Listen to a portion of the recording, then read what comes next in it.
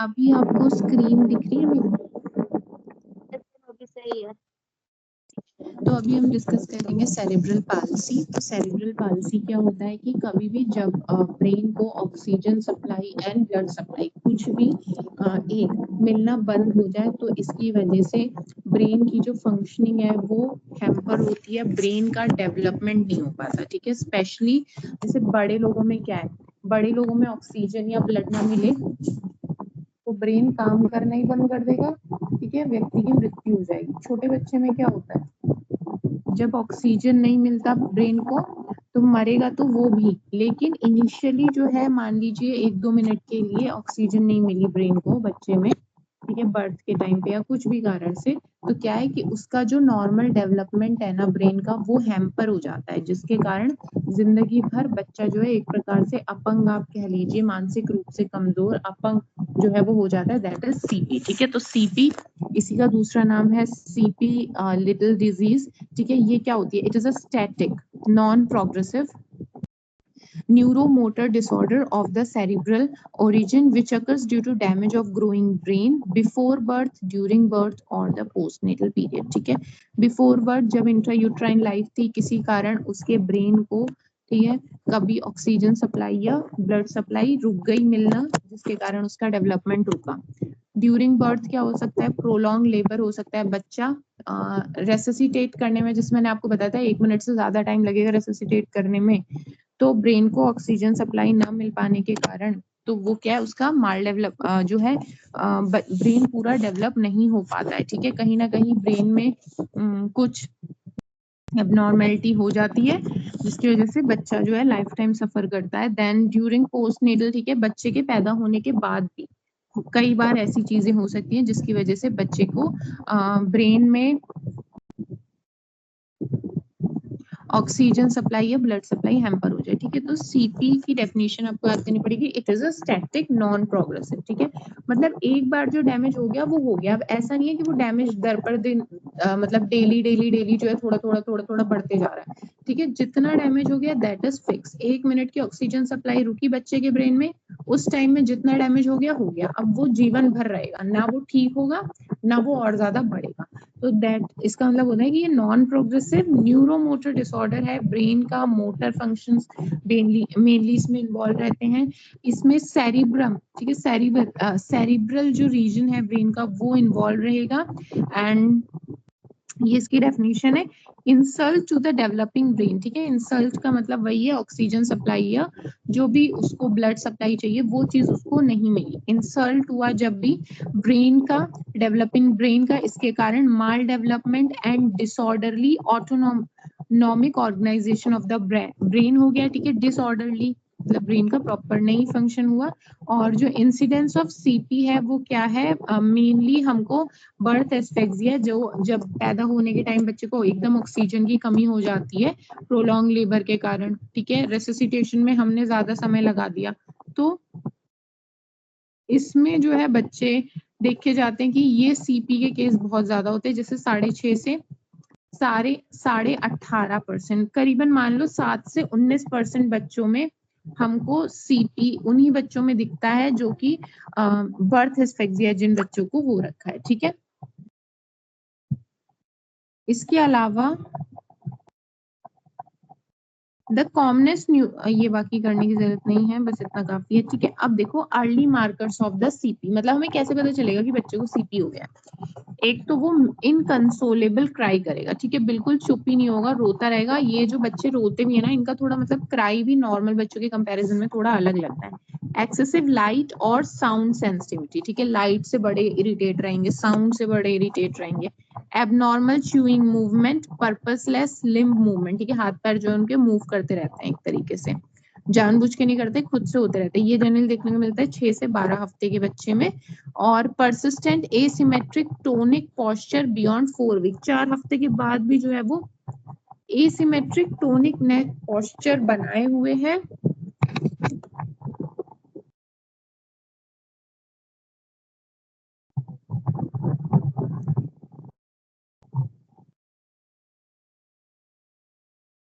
ये चीज है ना, जहां देख रहा है तो जहां हाथ जा रहा है जिधर देखना है उधर का ही हाथ खुल जाना, उधर की ऐसे उसी साइड मूव करना। तो ये चीज जो है टोनिक रिफ्लेक्स है, ये चीज मतलब खत्म हो जानी चाहिए, बट ये अब भी जो है बच्चा इसी तरीके से बनाए हुए हैं 4 हफ्ते के बाद भी।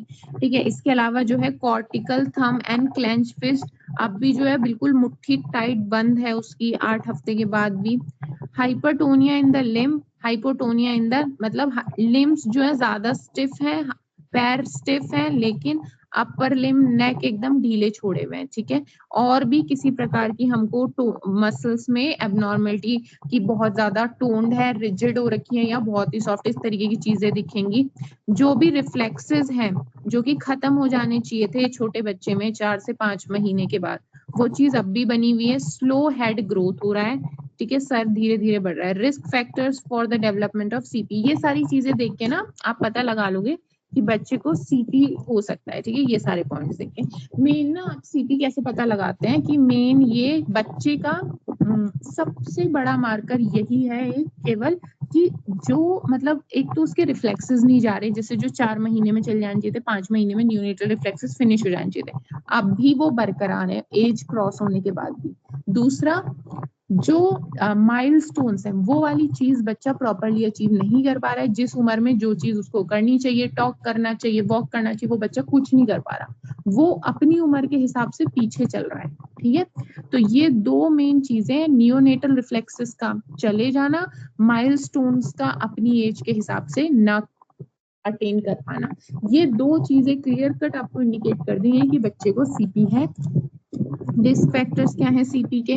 लो बर्थ वेट है, कोई प्री मैच्योर बेबी है, उनमें चांसेस रहते हैं। ठीक है, साथ ही साथ जिसका अपगार स्कोर, ठीक है, अपगार स्कोर 4 to 10 मिनट्स जो है लेस देन 4 to 10 मिनट्स और लेटर। ठीक है, ये एक अपगार स्कोर का मुझे अभी याद आया, आपका ना ये पॉइंट छूट गया एक्चुअली अपगार स्कोर का, ये मैं अब नेक्स्ट लेक्चर में कवर करवा दूंगी। ठीक है, या फिर अगर मैं इसका एक शॉर्ट वीडियो जैसा अपलोड कर दूंगी उस पे टीचमेंट के ऐप, ठीक है, तो वहां पे आपको मिल जाएगा। बट हाँ कि ये ना अपगार स्कोर का 5 नंबर का आता है क्वेश्चन, कई बार आ जाता है।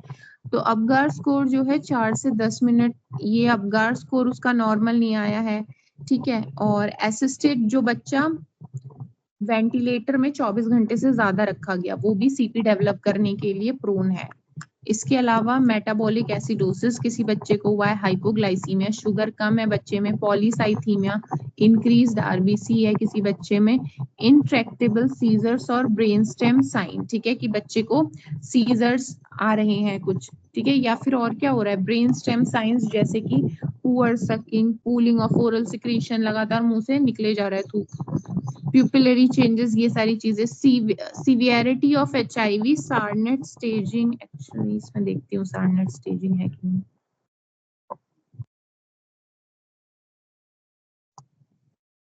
एक मिनट,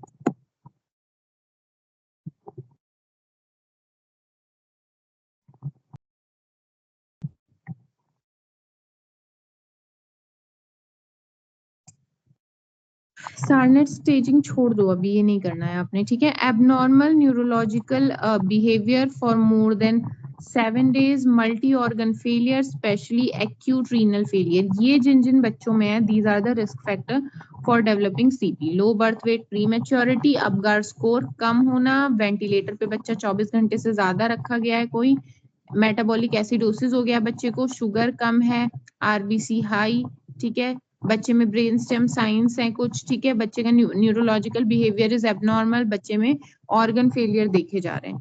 क्लासिफिकेशन की बात करें तो सीपी ना बहुत तरीके का होता है, जैसे कि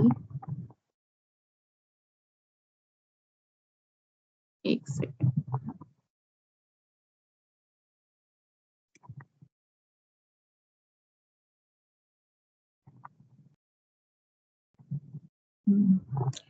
सीपी के काफी सारे टाइप्स होते हैं, मेन 5 तरीके का सीपी होता है। ठीक है, इनके केवल नाम ध्यान रखो, अंदर का उतना नहीं भी याद करोगे तो कोई नहीं। इसमें देखो, एक आपको ध्यान रखना है, एक होता है स्पास्टिक सीपी, एक होता है ataxic CP, extra pyramidal CP, hypotonic और atonic CP and mixed CP. ठीक है, 5 तरीके का, बस ये नाम इसके अंदर का नहीं करो। देखो स्पास्टिक सीपी क्या होता है, क्लिनिकल फीचर एक एक करके डिस्कस करेंगे। 65% बच्चों में यही पाया जाता है। इसमें spasticity and brisk tendon reflexes, ठीक है। स्पास्टिक रहेगा, स्पाज्म यहाँ पे हमें काफी ज्यादा देखने के लिए मिलता है। जो भी टेंडन रिफ्लेक्सेस होते हैं बच्चे के, वो सब भी हमको ठीक नहीं मिलते हैं, ठीक है। ये एक्चुअली, एक मिनट,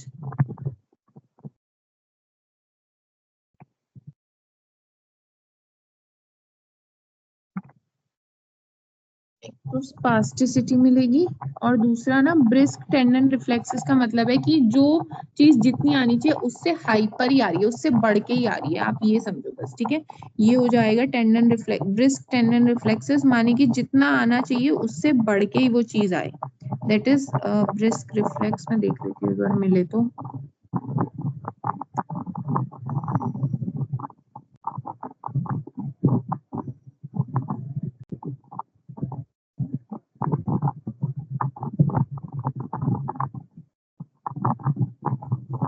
इस तरीके से हम टेंडन रिफ्लेक्सेस चेक करते हैं ना।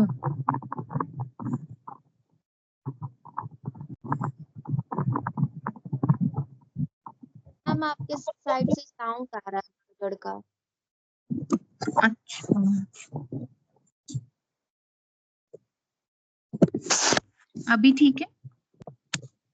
हाँ। ब्रिस्क टेंडन रिफ्लेक्सेस का मतलब होता है ना कि मतलब जिस तरीके से उसने रिएक्ट करना चाहिए वो हाइपर ही कर रहा है, तो वो होता है ब्रिस्क टेंडन रिफ्लेक्सेस। इसमें एक्चुअली दिखेगा भी नहीं, मुझे लगता नहीं है मिलेगा इसमें। इसमें तो ये सब बेसिक टेंडन रिफ्लेक्सेस आप नोट ही कर लो उसको। ब्रिस्क टेंडन रिफ्लेक्सेस का मतलब कि बहुत ज्यादा एक्स्ट्रा, मतलब जितना आना चाहिए उससे बढ़ के ही आ रहे हैं वो रिफ्लेक्सेस। इसके अलावा बच्चे में क्या है, सिजरिंग मिलेगी। सिजरिंग क्या होता है, visible abductor spasm and even on crossing the legs, sudden lifting of the child. Scissoring in case of,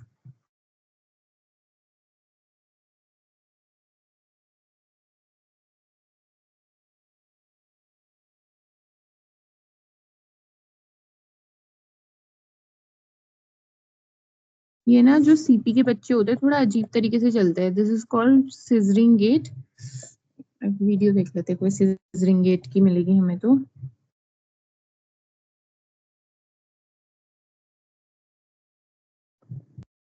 देखो सीधे नहीं चल पा रहे, सिजर्स की तरह से क्रॉस क्रॉस किए जा रहे हैं, ठीक है। ये देखो कैसे चल रहे हैं वो बच्चे, वो सही से नहीं चल पाते, दिस इज सीपी गेट। तो बच्चों में ऐसा गेट देखने के लिए मिलता है, वो खुद से चलने में पॉसिबल नहीं है उनके लिए चल पाना। Scissoring type of gate.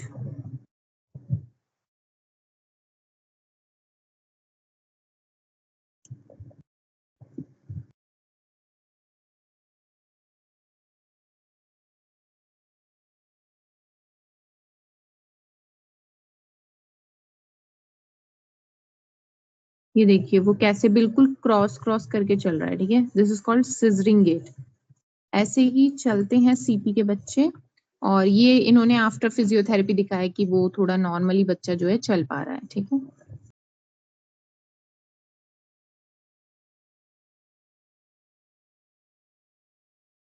देखिए ये भी इन्होंने दिखा रखा है कि इस तरीके से जो है सिजरिंग गेट रहता है बच्चे में।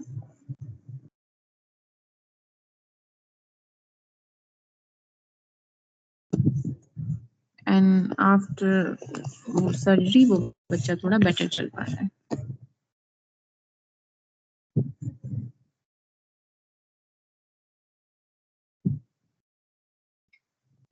सो दिस इज सिजरिंग गेट, ठीक है। तो आप इसमें केवल इतना ध्यान रखेंगे बच्चे में क्या देखने के लिए मिलता है, सिजरिंग गेट। बाकी इतना ये पूरा कहानी लिखने की कोई जरूरत नहीं, सिजरिंग गेट मिलता है, ये ध्यान रखेंगे। एंकल क्लोनस में बी पॉजिटिव एंड प्लांटर में बी एक्सटेंडेड।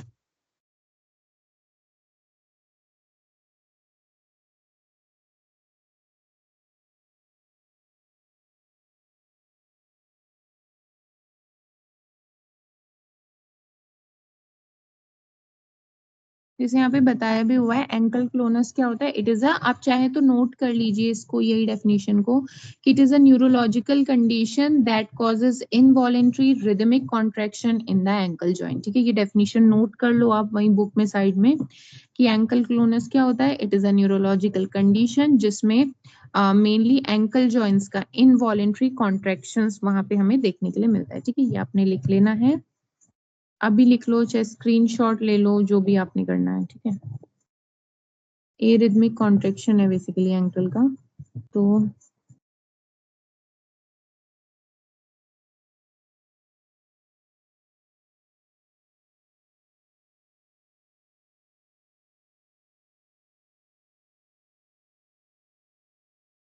ये देखिए इस तरीके से लगातार मूव किया जा रहा है, इनवॉलेंट्री मसल कॉन्ट्रैक्शन, लगातार खुद से मूव किया जा रहा है, वो पेशेंट नहीं कर रहा जानबूझ के, इनवॉलेंट्री।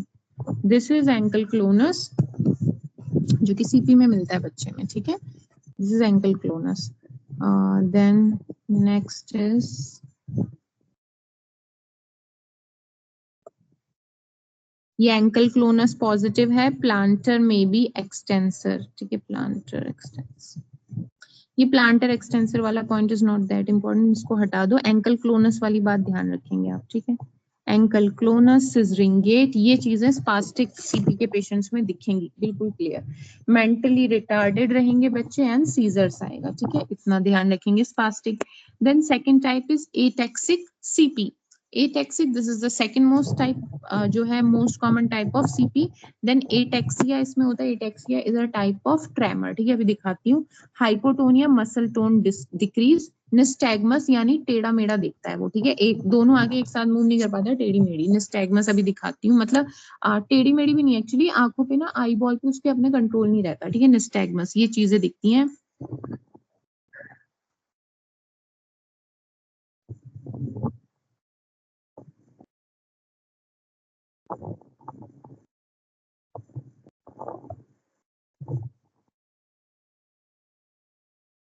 पता नहीं इसमें कुछ नहीं।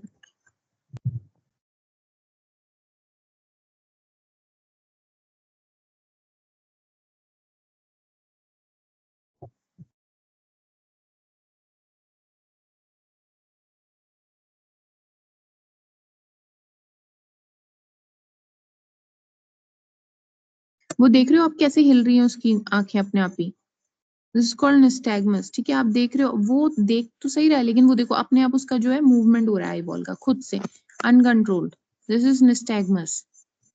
क्या, अनकंट्रोल्ड आई बॉल का जो मूवमेंट है वो उसको जहां देखने के लिए बोल रहा है वो देख तो रहा है बट क्या, uncontrolled eye movement, this is called nystagmus. तो निस्टैग्मस जो है हमको किस में दिखेगा, एटेक्सिक सीपी में। एटेक्सिया, हाइपोटोनिया मैंने बता दिया, डिक्रीज्ड टोन होता है।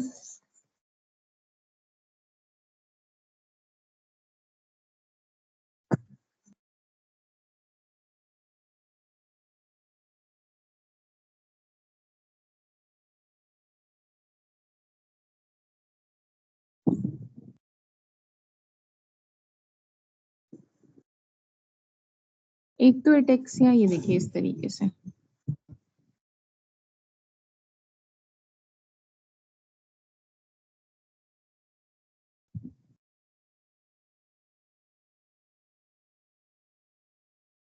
वो देखो मैच नहीं कर पा रहा है।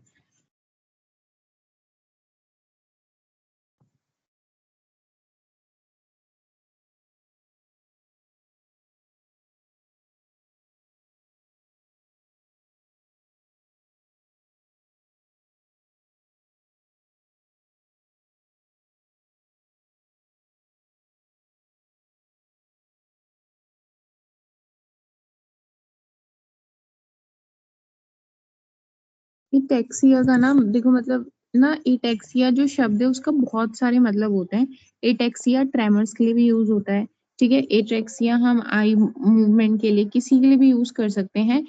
सिंपल साधारण भाषा में एटेक्सिया का मतलब है कि कोऑर्डिनेशन नहीं है। ठीक है, मैं फोटो दिखाती हूँ जैसे कि ना, एटेक्सिया किसी भी चीज का हो सकता है, ट्रेमर्स आ जाएगा व्यक्ति को। ठीक है, देखो ataxia is a clinical manifestation, ये एक मिनट इसका फोटो भेज देती हूँ मैं।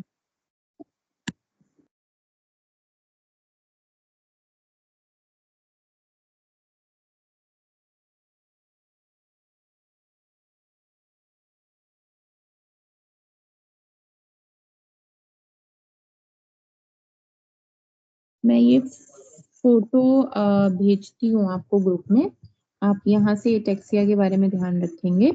तो एटेक्सिया ना बेसिकली बहुत सारे शब्दों के संदर्भ में यूज होता है। एटेक्सिया एक क्लिनिकल मैनिफेस्टेशन है जिसमें मेन हमें डिसकोऑर्डिनेशन दिखेगा, ठीक है।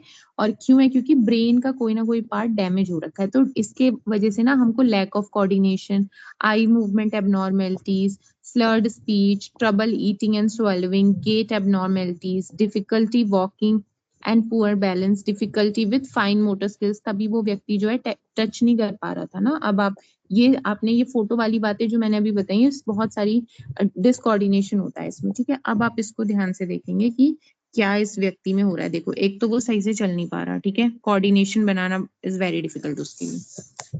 अब देखेंगे, आप देखो अभी तो ठीक चल रहा है, अब देखेंगे आपकी एटेक्सिया में, देखो ये देखो इस तरीके से बहुत मुश्किल से वो कोऑर्डिनेशन बनाएगा। अभी ये गेट भी दिखाएंगे एटेक्सिया का कैसा दिखता है, ये देखिए। अब देखो वो फाइन मोटर स्किल्स भी नहीं, वो टच करने में कितना मुश्किल हो रहा है उसको, वो देखो। आपको ऐसे कोई बोले तो आप झटपट कर लोगे, लेकिन वो नहीं कर पा रहा है, ठीक है। This is ataxia, uncoordinated movement. ये देखो उसको बहुत, ये फाइन स्किल है जो वो नहीं कर पा रहा है। देखेंगे उसके लेग्स में भी कोऑर्डिनेशन नहीं है, उसको जोड़ के रखने के लिए कहा जा रहा है, उससे नहीं हो रहा, कोऑर्डिनेशन नहीं है। आई बॉल का मूवमेंट भी देखिए कोऑर्डिनेटेड हमको वो नहीं मिल पाएगा अच्छे से, ठीक है। वो देखो दोनों दोनों साइड देखो आप, दोनों आंखें जो है साथ साथ नहीं, कोऑर्डिनेटेड नहीं है, एक अलग चल रही है एक अलग चल रही है, ठीक है। Eye ball movement is also not coordinated. ये देखिए अब एक तो मूव करने लगी, एक वहीं स्थिर रह गई, ठीक है। और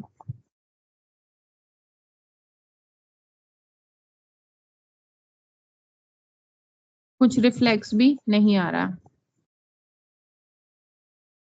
कोई रिफ्लेक्स नहीं आएगा, ठीक है। अब ये भी एक तरीके से स्लर्ड स्पीच है, बेसिकली बोल के दिखा रही है वो।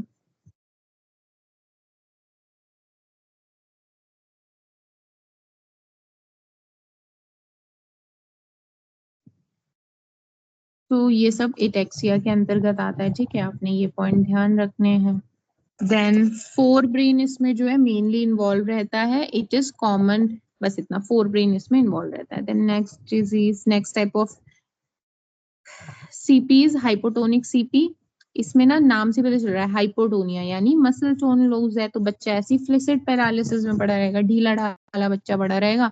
टेंडन रिफ्लेक्सेस कई बार नॉर्मल मिलते हैं, कई बार एग्जेजरेटेड मिलते हैं, जिसको ब्रिस्क टेंडन रिफ्लेक्सेस बोलेंगे। बेबिंस्की रिस्पॉन्स हमने पढ़ा था रिफ्लेक्स में, ये चीज भी हमको यहाँ पे ओवर ही मिलेगी, ठीक है। Mental retardation, severe mental retardation, ये इतना ध्यान रखेंगे, फोस्टर साइन कराने की जरूरत नहीं है। देन एक्स्ट्रा पिरामिडल सीपी क्या है? इसमें dyskinesia, kinesia is for movements, dyskinesia movement में गड़बड़ हो रही है।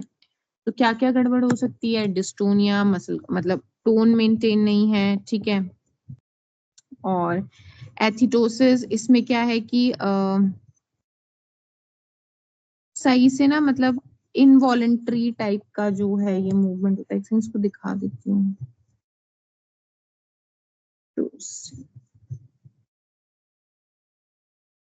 A symptom that causes slow, involuntary, continuous wriggling movement of the body, especially fingers, hands, and toes.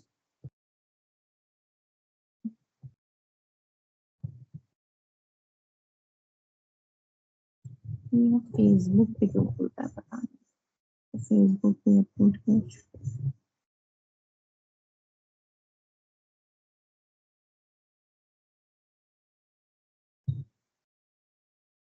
ये देखो ऐसे घुमावदार, कैसा भी टेढ़ा मेढ़ा, दिस इज कॉल्ड एथोटोसिस, ठीक है। ये क्या होता है कि इसमें स्लो, इनवॉलेंट्री, कंटिन्यूअस रिथलिंग, मतलब इस तरीके से मूव करते रहता है हाथ, ये हमें देखने के लिए मिलता है।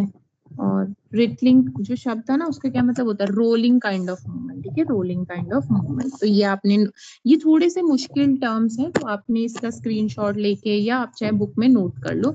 तो एथिटोसिस के लिए लिख लीजिए कि it is a slow involuntary rolling type of movement, hand का, फीट, टोस का, फीट का, किसी का भी हो सकता है, ठीक है, ये मिलेगा। ठीक है, तो ये सब डिस्काइनेसिया ही है। डिस्टोनिया मिलेगा, कोरिफॉर्म मूवमेंट, वो भी फिर ऐसा ही होता है। ट्रेमर्स मिलेगा, रिजिडिटी मिलेगा, कोरिफॉर्म मूवमेंट देख लेते हैं।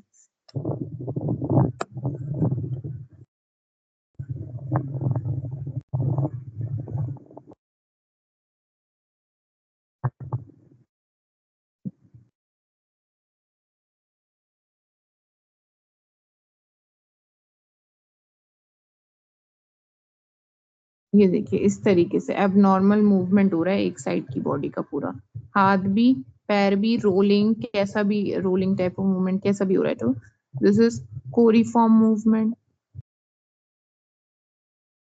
ठीक है,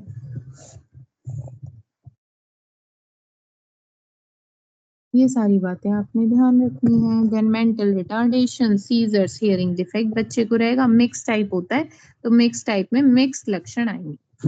तो ये सीपी के लक्षण हो गए, टाइप्स ऑफ सीपी हो गया, ध्यान रखेंगे। डायग्नोसिस मैंने आपको बताया, delayed milestone is the only diagnosis, abnormal posture, involuntary movement, ये सारी चीजें। और इलेक्ट्रोएंसेफेलोग्राम, ब्रेन का जो आप इन्वेस्टिगेशन कराते हैं उसका नाम होता है इलेक्ट्रोएंसेफेलोग्राफी, इसमें दिख जाएगा।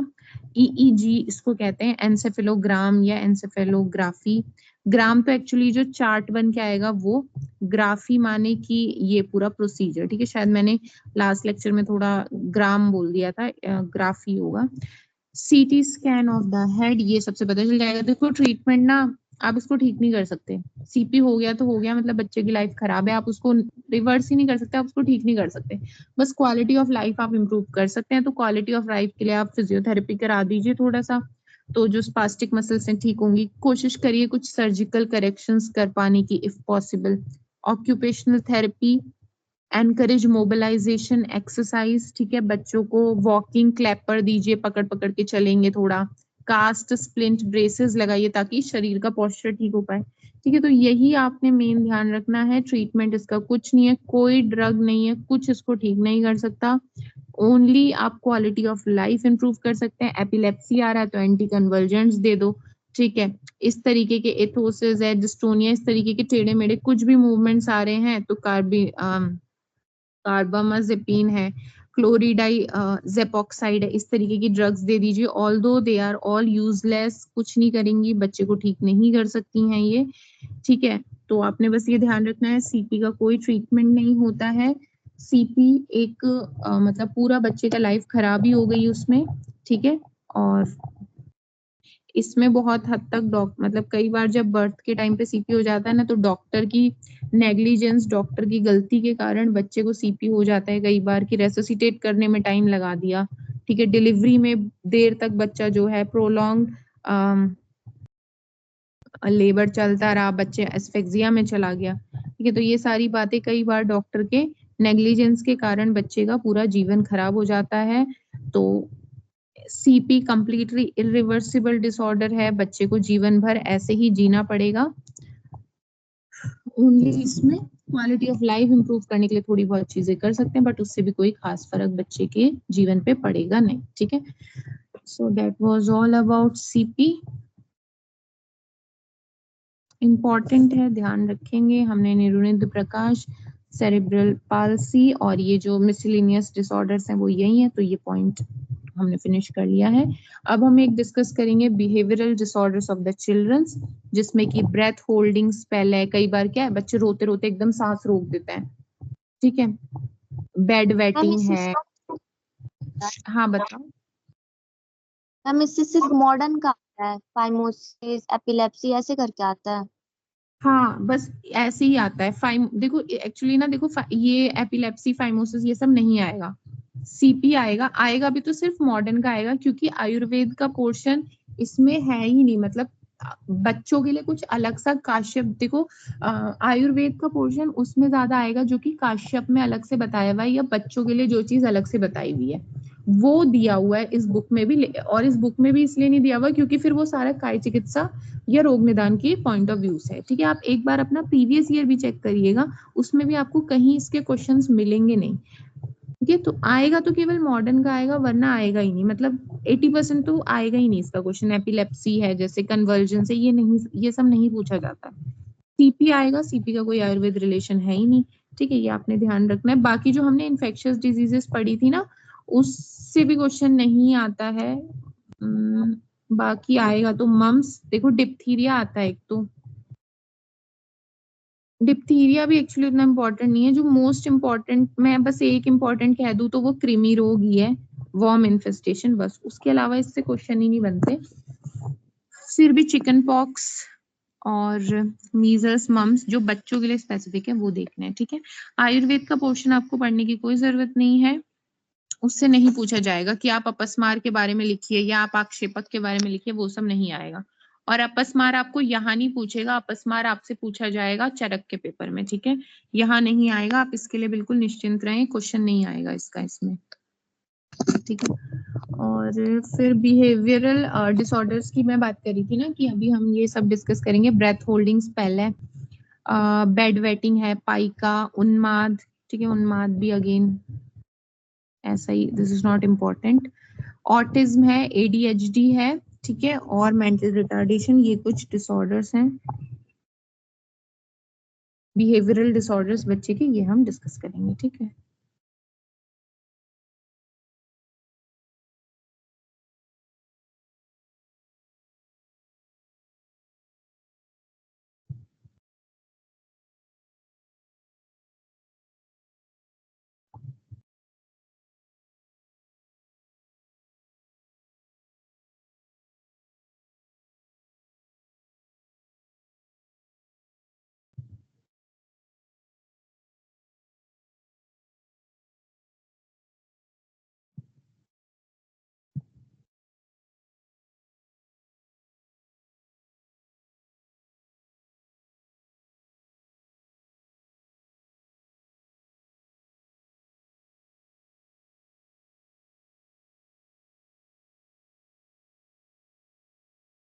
बिहेवियरल डिसऑर्डर्स, इसमें ना मतलब शॉर्ट नोट्स आते हैं इसके, जैसे बेड वेटिंग हो गया, या फिर सांस रोक लेते हैं बच्चे रोते रोते, ब्रेथ होल्डिंग स्पेल है, ठीक है। ऑटिज्म,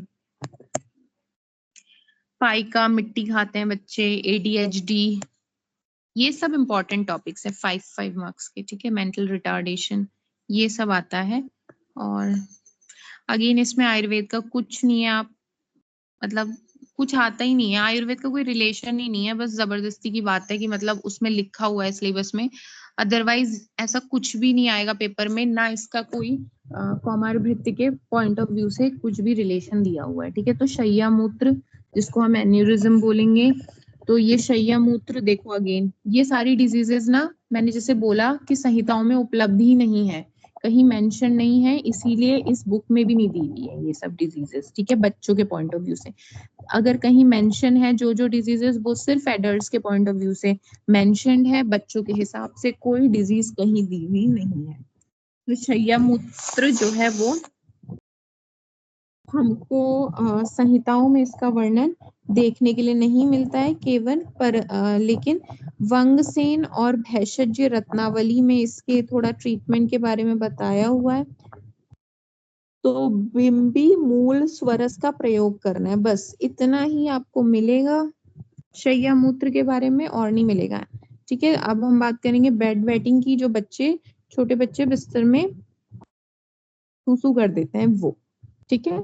तो बेड वेटिंग क्या होता है, इनयूरेसिस इसको कहते हैं। तो it is a voluntary or involuntary, ठीक है, जानबूझ के, जैसे छोटे बच्चे तो उन्हें तो पता ही, वो तो नहीं जा सकते ना, छोटे छोटे बच्चे तो जानबूझ के ही कर देंगे, लेकिन जो जैसे फर्स्ट में चला गया बच्चा, सेकंड में चला गया, तो कई बार वो भी कर देते, तो वो इनवॉलेंट्री कर देते हैं बच्चे, ठीक है। तो ये वॉलेंट्री भी हो सकता है, इनवॉलेंट्री भी हो सकता है। repeated discharge of the urine into the clothes or bed even after an age, ठीक है। ऐसा माना जाता है ना कि 5 साल के बाद जो है बच्चे में इतनी मेच्योरिटी आ जाती है कि वो खुद से ही बंद कर देता है बेड वेटिंग, लेकिन कई बार जो है 5 साल के बाद भी इस चीज को देखा जाता है बच्चों में, कि 5 साल से ऊपर भी हो गया बच्चा फिर भी वो बेड वेटिंग कर रहा है। Repeated discharge of urine into the clothes or the bed even after age when the bladder control normally gets established। छोटे बच्चे होते हैं ना, तो उनका ब्लैडर कंट्रोल अच्छे से, क्योंकि अभी डेवलपमेंट चल रहा है बच्चे का, तो पूरी बॉडी अच्छे से डेवलप नहीं हो रखी है। तो इसलिए वो भी कर देते हैं छोटे बच्चे। लेकिन फिर जैसे 5 साल तक माना जाता है कि फुल बॉडी का डेवलपमेंट पूरा हो जाता है, ब्रेन डेवलपमेंट हो जाता है, तो फुल कंट्रोल आ जाता है ब्लैडर पे। लेकिन अगर इसके बाद भी बच्चे कर दे bed wetting, that is called bed, तब उसको बेड वेटिंग रहेगी। छोटे बच्चे अगर कर दे तो उसको नहीं काउंट करेंगे, ठीक है। ऐसा बोला हुआ है कि it is a voluntary or involuntary repeated discharge of the urine into the clothes or bed even after an age when the bladder control normally gets established, और 5 साल करीबन, ठीक है। और ये मेल्स में ज्यादा कॉमन है एज कंपेयर टू फीमेल्स, ठीक है। और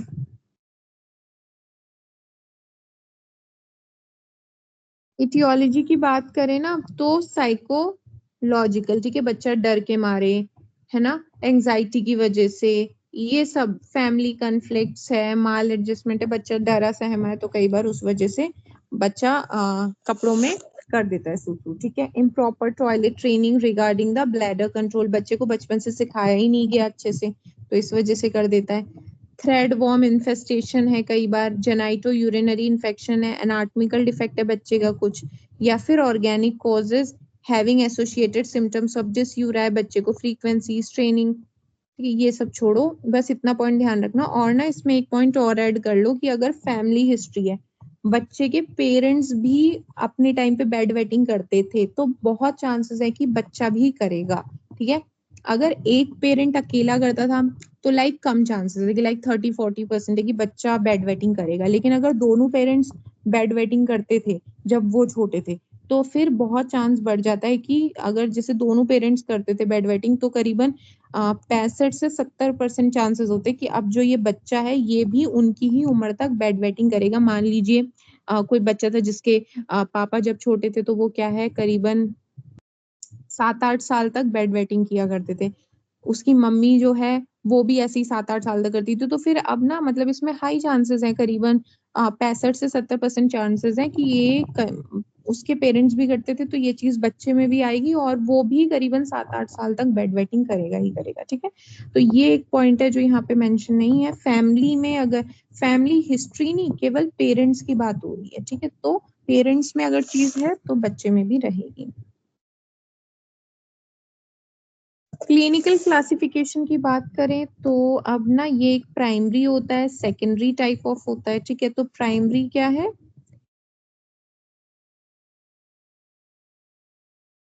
ये जो है it is the most common type, 90% बच्चों में मिलता है। बच्चा जो है कभी भी ड्राई नहीं रहता एट द नाइट, हमेशा बच्चा जो है बिस्तर में सूसू कर देता है।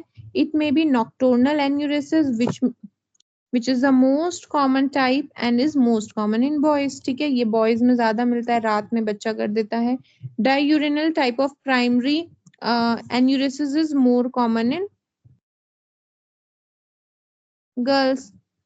ये हाँ, और जो गर्ल्स होती हैं वो डे टाइम में ज्यादा कर देती हैं बिस्तर में सूसू, अगर सो रहे हैं गर्ल चाइल्ड छोटा बच्चा तो वो कर सकता है। बॉयज के लिए है, जो बॉय चाइल्ड है छोटा, वो नॉक्टर्नल, और ये डायोनल गर्ल्स में, ठीक है, ये ध्यान रखना है। देन सेकेंडरी टाइप क्या होता है, ये रिग्रेसिव, ये करीबन 10% लोगों में देखते हैं कि child has continent for at least 6 months then again showing the symptoms, ठीक है। पहले बच्चा जो है ठीक रहा, बीच में 6 महीने, फिर से उसको इनकॉन्टिनेंस हो गया, फिर 6 महीने ठीक रहा, फिर 6 महीने तक बेड वेटिंग करने लगा, ऐसा, ठीक है।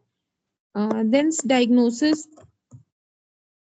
तो डायग्नोसिस में ना मतलब इसमें कोई खास ऐसी बहुत समस्या वाली बात नहीं है, खाली बस उसके पेरेंट्स को और उसकी थोड़ी काउंसलिंग कर देनी है। ड्रग इसका कुछ चलता नहीं है क्योंकि ये बिहेवियरल डिसऑर्डर है, तो धीरे धीरे over a period of time बच्चा सीख जाता है, ठीक है। तो फिर तब वो ऐसी समस्या उसमें नहीं उत्पन्न होगी, तो इसका कोई खास ऐसा ट्रीटमेंट नहीं है। तो हिस्ट्री आप ले लीजिए, social, economical and emotional factors की, फिजिकल इन्वेस्टिगेशन आप करवा लीजिए कि बच्चे का कोई पैरासिटिक इन्फेक्शन तो नहीं हो रखा है, जेनाइटो यूरिनरी इन्फेक्शन तो नहीं है बच्चे का, कोई एनाटॉमिकल डिफेक्ट तो नहीं है जिसकी वजह से ऐसा बच्चा कर रहा है। बाकी आप यूरिन एनालिसिस, यूरिन कल्चर कर लो टू एक्सक्लूड कि यूटीआई तो नहीं हो गया बच्चे को, यूरिनरी ट्रैक्ट डिजीज, तो उसमें भी क्या है बार बार बच्चे अगर यूटीआई हो जाता है ना, तो उसमें भी frequency of stool increase, sorry stool नहीं, फ्रीक्वेंसी ऑफ यूरिनेशन बच्चे में बढ़ जाता है, जिसकी वजह से बार बार जो है यूरिनेट करना पड़ता है। बाकी इसमें कुछ और नहीं है, ठीक है, इतना ही ध्यान रखेंगे। देन ये इतना कुछ, ट्रीटमेंट की बात करूं, नो ट्रीटमेंट इज गिवन, 6 साल से छोटे बच्चे को कुछ देने की जरूरत नहीं है, ठीक है। If disorder continues after 6 year treatment is given, ठीक है, 6 साल के बाद भी रहता है तो ट्रीटमेंट इज गिवन। ऑल्दो ना बहुत ऐसा कुछ खास जरूरी नहीं है, जैसे मैंने आपको बताया ना फैमिली हिस्ट्री भी पॉजिटिव अगर यहाँ पे है कि उसके फादर मदर कर रहे हैं, मान लो उसके फादर मदर की हिस्ट्री है 10-10 12-12 साल तक अपने टाइम पे वो लोग बेड वेटिंग किया करते थे, तो आप कुछ उसको दवाई दे दो बच्चे को, फालतू में दवाई और ये सब ट्रीटमेंट देके कुछ फायदा नहीं है। 10-12 साल तक तो बच्चे ने बेड वेटिंग करनी ही है, उसके बाद धीरे धीरे वो खुद से सबसाइड हो जाता है, ठीक है, इतनी कुछ बड़ी बात नहीं होती इसमें। तो इसमें ना खाली बिहेवियरल थेरेपी दी जाती है, it is a treatment of choice. इसमें जो है बेड अलार्म लगा दो, मोटिवेशनल थेरेपी दो बच्चे को कि रात में जो है तुम अलार्म लगाओ और बार बार उठ के 2 से 3 बार वॉशरूम जाओ, ऐसा, ठीक है। बाकी और इसमें कुछ नहीं है। कुछ देखो फार्माकोलॉजिकल ट्रीटमेंट की बस मैं बात बता रही हूँ, बट आप नहीं भी ध्यान रखेंगे तो चलेगा क्योंकि इसका कुछ खास इंपॉर्टेंस नहीं है, ठीक है। इट इज यूज जब नॉन जो है फेल हो जाए नॉन फार्माकोलॉजिकल, तब आप 1-2 जैसे डेस्मोप्रेसिन है, ठीक है, एंटी डायूरेटिक एजेंट है, तो बच्चा यूरिनेट नहीं करेगा, ये है। बाकी तो कुछ इसमें और है नहीं, इतना ही ध्यान रखेंगे, ठीक है। तो बेड वेटिंग का इतना ही शॉर्ट नोट आएगा तो बेड वेटिंग पे अपने ध्यान रखना। It is a behavioural disorder, तो ना इसमें कोई दवाई कोई इसका ट्रीटमेंट नहीं होता है, अपने आप फिर over a period of time ये चीज खुद से रिजॉल्व आउट हो जाती है। Then second is breath holding spell. कई बार कुछ जिद्दी बच्चे होते हैं, जिद्दी नहीं स्पेसिफिकली, लेकिन होते हैं कुछ बच्चे ऐसे कि शैतान टाइप, वो क्या करते हैं रोते रोते सांस रोक लेते हैं। कई बार वो इंटेंशनली, कभी मतलब बचपन से उनकी ऐसी आदत होगी कि अनइंटेंशनली भी, बट ब्रेथ होल्डिंग स्पेल, ठीक है, बिल्कुल एकदम गुस्सा आया, रोना धोना मचाया और एकदम रोते रोते सांस रुक गई उनकी, ठीक है, तो this is breath holding spell. ये भी एक तरीके का बिहेवियरल डिसऑर्डर, सच में उनको कुछ नहीं हो रखा है, बिहेवियरल थेरेपी की जरूरत है उनको बस, और कुछ नहीं। तो ब्रेथ होल्डिंग स्पेल जो है एक बिनाइन एपिसोड है, involuntary breath holding in children for a duration long enough to cause parental concern, ठीक है। It is harmless, always stops by itself. जैसे मैंने आपको बताया ना कुछ जिद्दी बदतमीज बच्चे होते हैं जो थोड़ा ड्रामा करने के लिए रोना धोना मचा के इस तरीके से एकदम सांस रोक लें, घर वालों को डरा दें, ऐसे, ठीक है। तो ये कुछ नहीं है, इट इज हार्मलेस, ऑल अपने आप खुद से ठीक हो जाता है, ठीक है। और कई बार जो है बच्चा इंटेंशनली भी कर देते हैं इस तरीके की चीजें, कई बार अनइंटेंशनली इनवॉलेंट्रीली भी हो जाता है, ठीक है। ये तो ऐसा कोई घबराने की बड़ी बात इसमें होती नहीं है। और ये जो ब्रेथ होल्डिंग स्पेल है रेयर रहता है 6 साल से छोटे बच्चों में, यूजुअली 6 से 18 महीने में चालू हो जाता है, 5 साल तक ठीक हो जाता है, ठीक है। 5 साल तक में ठीक हो जाता है और मेल फीमेल दोनों में इक्वल मिलता है।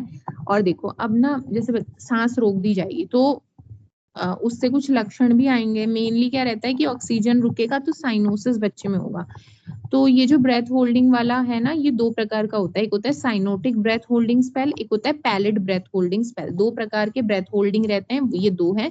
साइनोटिक में रहता है, it is the most common type, और इसमें क्या है कोई भी इवेंट, जैसे मैंने आपको बताया ना बदतमीज बच्चे होते हैं शैतान, तो क्या है फ्रस्ट्रेटेड और एंग्री होगा बच्चा, रोना धोना मचाएगा, कलेश मचाएगा और फिर एकदम सांस रोक देगा रोते रोते गुस्सा करते करते। तो ये वही है कि बच्चा फ्रस्ट्रेट होगा, बच्चा एंग्री होगा, जिद्दी, जो बदतमीज जिद्दी बच्चे होते हैं स्पेशली उनके लिए है ये, तो वो यही करते हैं, ठीक है। The child cries and become cyanotic and often apneic, मतलब बिल्कुल सांस ही लेना बंद कर देगा, ठीक है, बिल्कुल ही नहीं लेगा सांस। और इसके चक्कर में क्या है कई बार अनकॉन्शियस हो जाते हैं और बच्चों को सीजर्स तक आ जाता है। पैलिड ब्रेथ होल्डिंग स्पेल जो है ये अनएक्सपेक्टेडली कई बार हो जाता है कि जब बच्चा बहुत घबरा जाए, किसी ने उसको मतलब घर में डरा दिया है, बाहर डरा दिया, बच्चा बहुत घबरा जाए, तब ये चीज हो जाती है, resulting in the hyper vagal response, जिसकी वजह से बच्चा जो है पेल हो जाता है और कई बार जो है बेहोश हो जाता है। तो ये ध्यान रखना है, पैलिड वाले में बच्चा घबरा गया, ठीक है, किसी ने उसे डरा दिया, धमका दिया, बच्चा घबरा गया, तब, ठीक है, तब ये हो जाएगा। और ये वाला जो पैलिड वाला है, साइनोटिक जो फ्रस्ट्रेटेड एंग्री जिद्दी बच्चे होते हैं, तब ये रोना धोना मचा के एकदम सांस रोक देते हैं, तो उनको हो जाएगा साइनोटिक वाला, ठीक है। और लिम्प का मतलब है कि बच्चा फिर सही से चल भी नहीं पाएगा, थोड़ा उसको वॉकिंग डिफिकल्टी होगी, एकदम पेल हो जाएगा, बच्चा घबराया हुआ सा रहेगा। ये पॉइंट आपने ध्यान रखने हैं। And next point is management की अगर हम बात करें तो आप रीअश्योरेंस दीजिए, जैसे ना मैंने बताया कुछ इसका ट्रीटमेंट नहीं है, रीअश्योर करिए पेरेंट्स को कि ये जो है खुद से ठीक हो जाएगा धीरे धीरे over a period of time, कुछ नहीं है, बच्चा ऐसे ही कर रहा है फालतू में रोना धोना, इसमें कोई ज्यादा घबराने की बात है नहीं, हार्मलेस है। काउंसलिंग करिए, पेरेंट्स को समझाइए कि कैसे वो अपने बच्चे को समझाएं बुझाएं, ठीक है। और थोड़ा बहुत रेसिसिटेशन भी पेरेंट्स को सिखा दिया जाए कि ताकि अगर बच्चा ऐसे रोए एकदम से सांस रोक ले तो पेरेंट्स उसको इजीली रेसिसिटेट कर लें और ऐसे कोई ये बहुत मेजर इवेंट नहीं होता है, ठीक है। और आयरन सप्लीमेंट्स दिए जा सकते हैं, ठीक है। और मतलब इसको कुछ फायदा नहीं है, बस ऐसे ही मन बहलाने के लिए दे दो आप, और कुछ नहीं होता है इससे, ठीक है। और ट्रिगरिंग फैक्टर, जैसे अब ये इंपॉर्टेंट है, आयरन हटाओ, ट्रिगरिंग फैक्टर जो बच्चा है मतलब ऐसे जिद्दी होते हैं, exercise, excitement, frustration, fright, anger, इन सब चीजों जिनसे भी बच्चे को ये उसमें हो रहा है, ब्रेथ होल्डिंग स्पेल हो रही है, वो चीज जो है आप एकदम अवॉइड करवाइए उन ट्रिगरिंग फैक्टर्स को, बच्चे को धीरे धीरे समझाइए ताकि बच्चा गुस्सा ना करे, फ्रस्ट्रेट ना हो, ये सारी चीजें उसको समझाइए बुझाइए प्यार से, तो बच्चे का थोड़ा काउंसलिंग करिए तो फिर वो ठीक हो जाता है, ठीक है। बाकी आप ईईजी करा लीजिए, इलेक्ट्रोकार्डियोग्राम या इलेक्ट्रो, अच्छा ईईजी नहीं है ये, ईसीजी है ये, वही मैं सोच रही थी कि एंसेफेलोपैथी है, ठीक है। ईसीजी है ये, तो ईसीजी में आप हार्ट का देख लो, मतलब कुछ खास तो निकल के आएगा नहीं, बट ठीक है आप करवा सकते हैं, ठीक है। ईसीजी तो ये हो गया मैनेजमेंट, बाकी मैनेज हटाओ इसे, ईसीजी बस, ये मैनेजमेंट में 1 2 3 3 पॉइंट ध्यान रखो, this is breath holding spell. Next disease is autism. तो ऑटिज्म में बच्चा ना मतलब बाहर ज्यादा घुल मिल नहीं पाता, ठीक है। वो ऐसा नहीं है कि वो मेंटली रिटार्डेड है या और मेंटल लेवल पे बच्चा जैसे ना सीपी के पेशेंट क्या है ना, वो चल पा रहा है फिर पा रहा है, कुछ नहीं कर पा रहा है, ठीक है, ऐसा कुछ नहीं है। ऑटिज्म का बच्चा एकदम नॉर्मल है, कुछ नहीं हुआ होता उसको, मेंटली भी वो एकदम बढ़िया है, ठीक है, और सारे अपने काम कर सकता है, कुछ उसको ज्यादा दिक्कत नहीं आती। बट हाँ ये है, इनिशियली वो ज्यादा घुल मिल नहीं पाता, अकेले रहना उसको ज्यादा पसंद होता है, ठीक है। और इनिशियल स्टेज में ना, जैसे जब बच्चा ग्रोइंग स्टेज में होता है उस टाइम पे ना थोड़ी समस्याएं उसको आती हैं, लेकिन अगर उसके पेरेंट्स उस चीज पे ध्यान दें ना और उसको थेरेपी के लिए भेज दें, बिहेवियरल थेरेपी के लिए भेज दें, तो ऑटिज्म का बच्चा एकदम अच्छे से हेल्दी लाइफ अपनी गुजारता है। जैसे सीपी के बच्चे के पूरा जीवन मतलब कुछ नहीं कर सकता, जीवन भर वो दूसरों पे निर्भर रहेगा, लेकिन ऑटिज्म में ऐसा कुछ नहीं है। बच्चा आप उसको बिहेवियरल थेरेपी के लिए भेजिए, थोड़ी बहुत जो दिक्कतें आएंगी बच्चे को इनिशियल फेज में वो आप ठीक करवा दीजिए, बच्चा बिल्कुल नॉर्मल अच्छे से रहता है। बस ये है कि उसको थोड़ा सोशली वो उतना एक्टिव नहीं रहता, अकेले रहता है, मतलब ज्यादा घुलता मिलता नहीं है, इतना ही बस है, और इसमें कोई समस्या नहीं होती ऑटिज्म में, ठीक है। तो ऑटिज्म जो है spectrum disorder are ma'am CP और बेल्स पाल्सी दोनों डिफरेंट है। सीपी और बेल्स पाल्सी। हाँ, बेल्स पाल्सी तो दूसरी डिजीज होती है। बेल्स पाल्सी में क्या होता है ना कि फेस है, बेल्स पाल्सी तो बड़े लोगों को भी हो जाती है।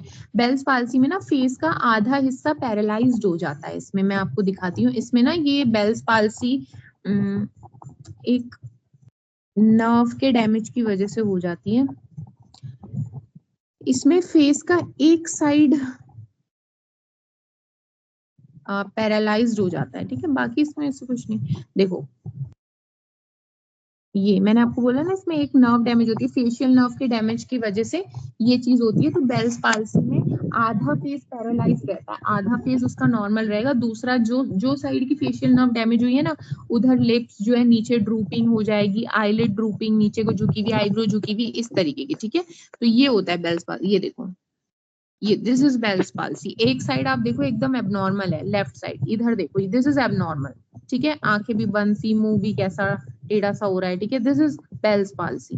बड़े लोगों में होता है Bell's palsy cranial sorry facial nerve का डैमेज होने की वजह से बेल्स पाल्सी देखने को मिलता है। ये देखिए इस तरीके से आधा फेस उसका खराब हो जाता है, दिस इज बेल्स पाल्सी। और सीपी तो अलग है अपने आप में, पूरा बच्चे की बीमारी होती है वो, ठीक है।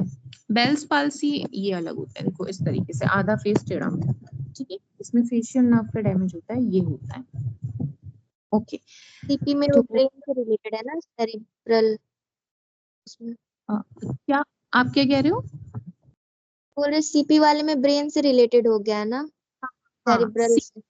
हाँ, जब सीपी में क्या होता है, मेन आप ध्यान रखो, सीपी में ऑक्सीजन की सप्लाई ब्रेन को नहीं मिलेगी। ऑक्सीजन सप्लाई जब ब्रेन की रुक गई तो वो अपना नॉर्मल डेवलपमेंट का प्रोसेस नहीं कर पाता है। सीपी हमेशा बच्चों को होगा, कभी भी किसी बड़े बच्चे, किसी एडल्ट को सीपी नहीं हो सकता। सीपी जन्म के टाइम पे ही होगा, ठीक है, या इंट्रा यूट्राइन लाइफ में बच्चा पैदा हो रहा है उस टाइम पे, या पैदा हो गया है और अभी ब्रेन का डेवलपमेंट पूरा नहीं हुआ है, ठीक है। ब्रेन डेवलपमेंट 5 साल तक होता है ना, तो 5 साल से छोटे बच्चे में ही डेवलप होगा सीपी होगा तो।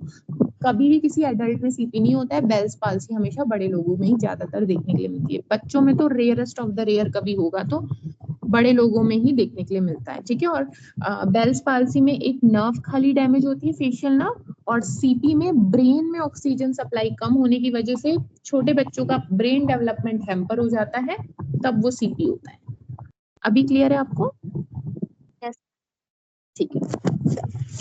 ऑटिज्म की बात करते हैं, तो जैसे मैंने बताया ना कि ऑटिज्म का बच्चा हेल्दी है, मतलब आप उसको थेरेपी वगैरह करवाइए, वो ठीक हो जाएगा, अपना हेल्दी लाइफ जी पाएगा। लेकिन कभी भी एक सीपी का बच्चा अपनी अच्छी लाइफ नहीं जी पाता है, ठीक है, हमेशा दूसरों पे डिपेंड रहेगा। तो ये ऑटिज्म स्पेक्ट्रम डिसऑर्डर जो है ना, ये एक ब्रॉड टर्म है, इसके अंदर छोटी छोटी बहुत सारी बीमारियां आती हैं, जैसे कि ऑटिस्टिक डिसऑर्डर, चाइल्डहुड डिसइंटीग्रेटिव डिसऑर्डर, ठीक है। तो ऐसे मल्टीपल डिजीजेस हैं, इतना आप नहीं ध्यान रखो, बस केवल ध्यान रखो ऑटिज्म, ठीक है। ऑटिस्टिक स्पेक्ट्रम डिसऑर्डर कह लो या ऑटिज्म, ठीक है। तो ऑटिज्म जो है ये कब से चालू, हमें ये ना बच्चों में ही दिख जाता है।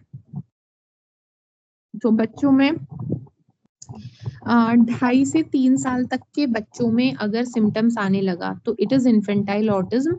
एंड यही जो है कॉमन फॉर्म ऑफ ऑटिज्म है। कई बार जो है 3 साल के बाद भी बच्चे में लक्षण आते हैं, तो ये चाइल्डहुड ऑटिज्म है, ठीक है। एंड अगर इन्फेंटाइल ऑटिज्म है ना, तो उसका कुछ बायोलॉजिकल कारण माना जाता है, कोई ना कोई जेनेटिक डिफेक्ट है जिसकी वजह से बच्चे को ऑटिज्म हुआ है, ठीक है। अब ना ऑटिज्म में क्या क्या चीजें मिलती हैं, जैसे मैंने आपको बताया, इसमें मेन आप 4 टाइप्स में इसको बांटा गया। एक तो ये कि ना सबसे बड़ा इनका एक ही दिक्कत होती है कि सोशल इंटरेक्शन इम्पेयर्ड रहता है इन लोगों का, घुल मिल नहीं पाते ये लोगों में ज्यादा, ठीक है, अकेले रहना पसंद करते हैं।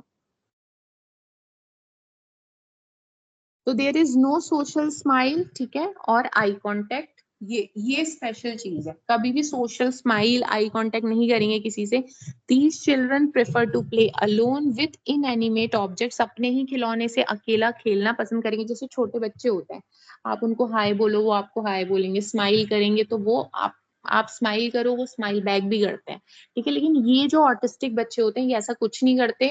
छोटे बच्चे तो हम छोटे, मतलब कुछ बच्चे छोटे ऐसे करते हैं कि अपने खिलौने खिलौने लाके टॉयज आपको दिखाएंगे, आपको अपने साथ लेके जाएंगे, इतनी बातें करते हैं, ऐसे बहुत मतलब एक्टिव रहते हैं छोटे बच्चे सोशली। लेकिन ये जो है बिल्कुल ना आपको सोशली ये स्माइल देंगे, ना ये लोग आई कांटेक्ट करते हैं, हमेशा अकेले रहना पसंद करते हैं, अपने खिलौनों से खेलते हैं ये, ठीक है। Do not like to mingle with others, ठीक है, जिसमें मैंने आपको बताया फ्रेंड्स बनाना इन्हें बिल्कुल पसंद नहीं होता है, बिल्कुल अकेला रहना ये पसंद करते हैं। There is lack of attachment to parents and absence of separation anxiety, ठीक है। हम लोगों को क्या है, अपने पेरेंट्स से अटैचमेंट है, सेपरेट होने की एंजाइटी रहेगी, स्ट्रेस हो जाता है हमें सोच के, लेकिन इनको कुछ किसी से कोई मतलब, आप ये समझिए बिल्कुल मोह माया से परे हैं, इनको बस ये खुद है अकेले और बस वो ही है, इनको इनको किसी चीज से कोई अटैचमेंट नहीं होता, ना पेरेंट्स से, ना सेपरेशन, कुछ नहीं, कोई एंजाइटी नहीं, कुछ नहीं होता है। इम्पेयरमेंट इन द कम्युनिकेशन, ठीक है, बात करने में इन्हें थोड़ी समस्या होती है क्योंकि अकेले रहना पसंद करते हैं, तो बात करना पसंद ही नहीं करते ये, ठीक है। डिलेड और एब्सेंस स्पीच रहेगा, लैक वर्बल और facial responses to sound and voices, abnormal speech patterns रहेंगे इनके, ठीक है, ये सब रहते हैं। और ये ना थोड़ी सी कुछ उल्टी उल्टी चीजें बोलते हैं, जैसे प्रोमिनेंट रिवर्सल, यानी कि जैसे मैं बोलूंगी ना कि अगर मैं खुद को इंट्रोड्यूस करूँ तो मैं आई शब्द का प्रयोग करूंगी, आपको इंट्रोड्यूस करूंगी तो यू शब्द का प्रयोग करेंगे, लेकिन ये उल्टा करते हैं, दूसरों को आई बोलते हैं, अपने आप को यू बोलते हैं, तो मतलब हर चीज उल्टी उल्टी करते हैं ऐसा। बाकी इसमें जो है stereotype and restricted repetitive behaviour and interest activity, एक ही चीज बार बार करते रहेंगे, ठीक है, बार बार जैसे बोल रहे हैं ना, बॉडी स्पिनिंग, गोल गोल गोल राउंड मारते रहो, कूदते रहेंगे, तालियां बजाते रहेंगे, वॉचिंग, अपने ही हाथों को बार बार देखते रहेंगे। तो इस तरीके के स्टीरियोटिपिक बिहेवियर करते हैं ये, मैनरिज्म, मतलब सेम चीज रिपीट करते हैं, ठीक है। और थोड़ा बहुत जो है मेंटल रिटार्डेशन, मेंटल रिटार्डेशन वैसे दिखता है काफी बच्चों में, मतलब बताया हुआ है वैसे तो कि 50 to 75% में मेंटल रिटार्डेशन दिखता है, लेकिन इसका मतलब ये नहीं है कि हमेशा ऑटिज्म का बच्चा जो है मेंटली रिटार्डेड रहेगा। ये सारी लक्षण मिल रहे हैं ना, अगर आप इनको बिहेवियरल थेरेपी के लिए भेजेंगे तो उसका कंसंट्रेशन भी इंप्रूव होगा, मेंटली जो रिटार्डेड है बच्चा वो चीज में भी धीरे धीरे वो इंप्रूवमेंट शो करता है ऑटिज्म का बच्चा, ठीक है। एपिलेप्सी मिलती है इनमें कई बार, हाइपरकाइनेसिया, एक्सेसिव मूवमेंट, ठीक है, एंड इनएबिलिटी टू कंसंट्रेट भी इन लोगों में रहती है। मैनेजमेंट बात करेंगे तो नॉन फार्माकोलॉजिकल मैनेजमेंट, दवाई का कुछ खास इसमें असर नहीं है, मेन है आप बिहेवियरल थेरेपी ही बच्चे को करवाइए, जैसे कि paediatrician, psychologist, psychiatrist, social worker, education experts, ये सब एंड पेरेंट्स, ये सब मिलजुल के बच्चे को बिहेवियरली मॉडिफाई करें, उसको समझाएं, उसको सारी चीजें करना सिखाएं, तो बच्चा ठीक हो जाता है, उसमें कोई परेशानी नहीं होती। मतलब मैं अगर बात करूँ सीपी के कंपैरिजन में, तो बच्चा बहुत ही बेटर जो है रिस्पॉन्ड करता है अच्छे से, मतलब इतना वो बच्चा सीख जाता है कि लाइक वो रह पाए अकेले, ठीक है। बट इसमें मॉडिफिकेशन पॉसिबल है बिहेवियरल थेरेपी, अगर आप बचपन से ऑटिज्म के बच्चे पे ध्यान दें तो उसको, तो उसकी क्वालिटी ऑफ लाइफ जो है इम्प्रूव अच्छे से की जा सकती है। फार्माकोलॉजिकल मैनेजमेंट कोई खास इसमें दवाई की जरूरत पड़ती नहीं है, मेन जो है आपने बिहेवियरल ही ट्रीटमेंट चलाना है। लेकिन जैसे बच्चे को क्या है, कई बार एपिलेप्सी आ गई तो आप एंटी एपिलेप्टिक ड्रग्स दे दो उसको, ठीक है, और जो भी लक्षण आए बच्चे को, जो समस्या हो वो आप उसको दे सकते हैं, बस इतना ही है। बाकी एक सीएनएस स्टिमुलेंट्स आप जरूर वहां बच्चे को दे सकते हैं, ठीक है, ताकि वो जो एबनॉर्मल बिहेवियर कर रहा है वो थोड़ी चीजें बेटर हो जाए, ठीक है, बस इतना है। और जैसे ऑटिज्म का बच्चा हम देखें कैसा दिखेगा, तो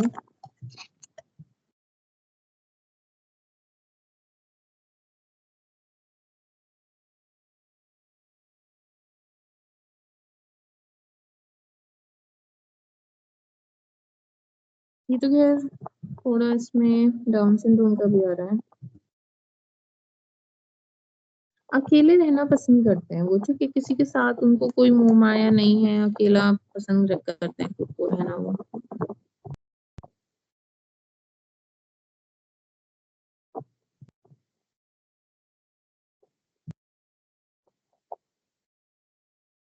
होता है ना, लैक ऑफ आई कांटेक्ट, ज्यादा बात करना पसंद नहीं करेंगे, जिससे ये रिपीटिव बिहेवियर।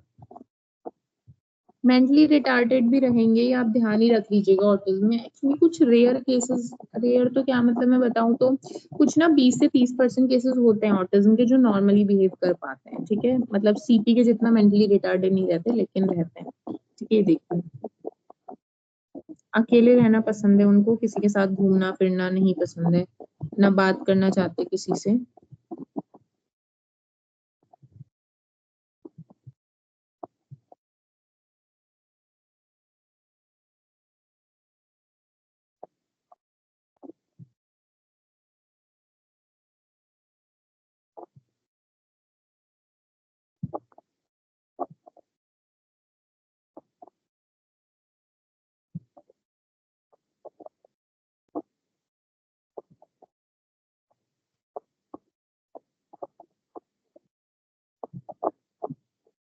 देखो, हमेशा अकेले रहना चाहते हैं वो, नहीं चाहते कभी कोई उनके साथ आए बात करे। वो देखो, आई कांटेक्ट भी नहीं करना चाहता है वो, ना बात करना चाहता है।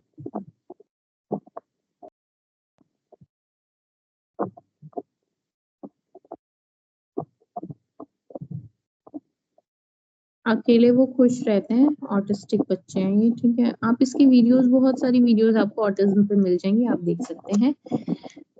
Then next disease is pica. बच्चे जो मिट्टी खाते हैं, चौक खाते हैं, सब कुछ जो है पाइका के अंतर्गत आता है, ठीक है। नॉन ईटेबल खाना इस पाइका, खाने वाली चीज नहीं है, खा रहे हैं, मिट्टी खा रहे हैं, चौक खा रहे हैं, कुछ भी खा रहे हैं, पाइका है वो। ठीक है। पाई का क्या होता है कि it is also term as geophagia, eating of non edibles and non nutritive substances other than food. क्या क्या खाता है बच्चा? क्ले, मिट्टी, धूल, sand, flakes of paint, paint निकाल के खाता है, प्लास्टिक खा लेता है बॉल से निकाल निकाल के खुरेच के, ठीक है, सोप, पेपर, फैब्रिक्स, आइस, कुछ कुछ भी खा लेता है बच्चा, ठीक है। This is called pica. Pica सिर्फ मिट्टी खाना ही नहीं है, पाइका सिर्फ चौक खाना ही नहीं है, कुछ भी non eatable non nutritive item other than food बच्चा अगर खाए, दैट इज, ये सब जो है हम उसको पाइका कहते हैं। It is frequently seen in first 4 years of life, और धीरे धीरे जो है बच्चा ग्रो अप करेगा तो भी ये चीजें वहां पे दिखती हैं। कई बार जो है इसको अटेंशन सीकिंग बिहेवियर के रूप में भी जाना जाता है। Early stages up to 2 years जो है वो नॉर्मल रहता है, और क्योंकि छोटे बच्चों को क्या जो मिले सब पकड़ के मुंह में डालने की आदत होती है। चौक मिले उठा के मुंह में डाल लो, पेन मिला डाल लो, बॉल मिला मुंह में डाल लो, कुछ भी तो दे दो उन्हें, आप उनके सामने कॉकरोच रख देंगे वो भी उठा के मुंह में डाल लेंगे, जस्ट आउट ऑफ क्यूरियोसिटी। तो इसीलिए 2 साल तक तो ये कोई मतलब ओके नॉर्मल बात है। लेकिन अगर उसके बाद भी ये चीज परसिस्ट कर रही है, बच्चा हर जैसे चौक खा रहा है, मिट्टी खा रहा है, ठीक है, दीवार से सीमेंट निकाल के खा रहा है, तो दिस इज अ फाइका। इटियोलॉजी क्या है कि जो इंटेलेक्चुअली डिसेबल्ड बच्चे होते हैं, कई बार माना जाता है कि मेंटली रिटार्डेड है, वो इस तरीके की हरकत करते हैं। पुअर सोशो इकोनॉमिक्स स्टेटस के, पेरेंटल नेग्लिजेंट के कारण, चाइल्ड अब्यूज, पुअर सुपरविजन, ठीक है। माल न्यूट्रिशन जो है एक मेजर कारण है कि जो लोग मिट्टी चौक ये सब खाना पसंद करते हैं तो they are malnourished. And worm infestation उनमें हो सकती हैं, विटामिन मिनरल की डेफिशिएंसी। क्लिनिकल फीचर्स क्या होते हैं? दीज आर माल नरिश, ठीक है, एनीमिक होते हैं, आयरन डेफिशिएंसी होता है इनमें। इंटेस्टाइनल, ऑब्वियसली ये सब उटपटांग चीजें खाएंगे तो पेट में कीड़े तो हो ही जाएंगे, तो इंटेस्टाइनल पैरासिटिक इन्फेस्टेशंस मिलेगा, ठीक है। स्यूडो ट्यूमर सेरिब्राई, चलो ये थोड़ा डिफिकल्ट वर्ड है, छोड़ो इसको। एक्चुअली ये ना इसमें स्यूडो ट्यूमर सा बन जाता है जिसके कारण हेडेक होता है बहुत, लेकिन ये आपको पढ़ने की जरूरत नहीं है, अभी आप स्किप करिए। Risk of chronic lead poisoning, अगर बच्चे ना लगातार पेंसिल खा रहे हैं, तो पेंसिल तो लेड की बनी होती है, तो लेड पॉइजनिंग भी होने के चांसेस हैं। Behavioural problems are common like trichotillomania, इसमें ना बच्चे अपने बाल खींच खींच के तोड़ के खाते हैं, ठीक है, ये ऐसा डिसऑर्डर है।